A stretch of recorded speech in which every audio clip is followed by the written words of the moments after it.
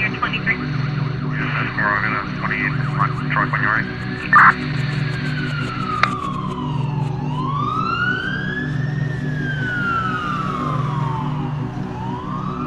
There are three ways that oppressed people can deal with their oppression. What are they, Dr. King?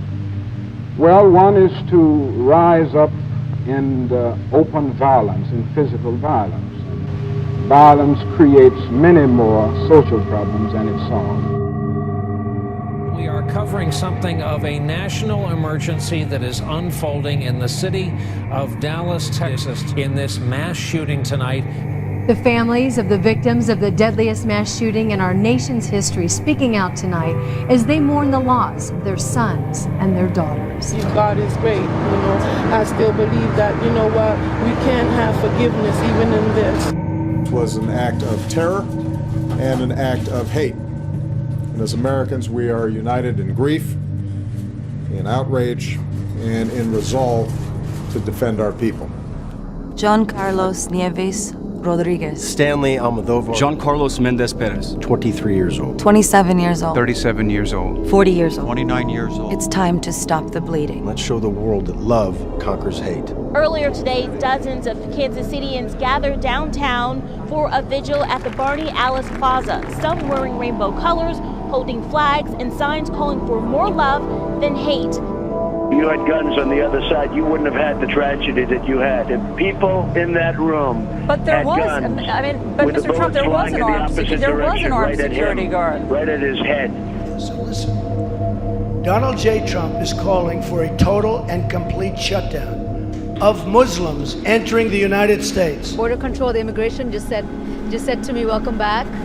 So that's what makes America great. We need to have a sense of unity and purpose so that what I'm hearing from the other side is not only offensive and shameful, it's dangerous, counterproductive.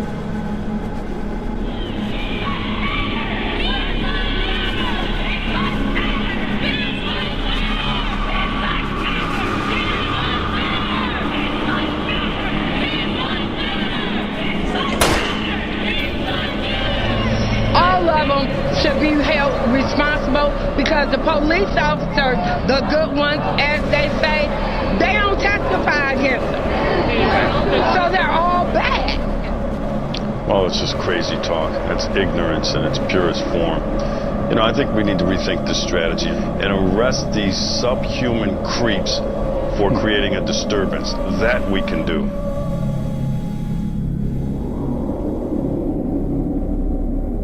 Because she is resisting so violently and flailing around on the ground. I'm doing my best, ma'am, not to hurt that girl. Right? Our mandate is to effect arrests. So what happens if she broke her arm or if she broke her everything? Our mandate is to effect arrests, right? Doing the minimum amount of damage to people as possible, and that's what I tried to do. So what's going to happen is we are going to have equal rights and justice in our own country, or we will restructure their function and ours. That a system built to divide and impoverish and destroy us cannot stand if we do. The important thing that happened that everybody just witnessed today, see what happens when you tear that wall down, because united we stand. Yes, sir. United we stand. We all brothers here. The system is broken. The problems are not new. The violence is not new. And the racial divide definitely is not new.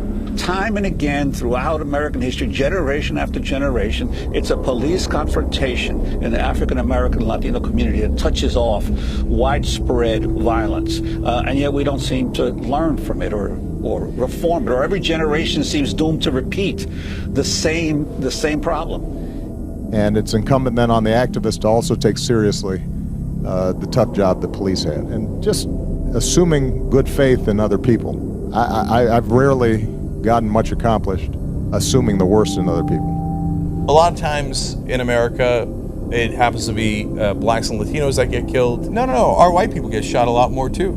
It's because our cops are trigger happy again. The police are creating these circumstances. They're creating the volatility. They're creating the violence. They're creating the very thin margin for error.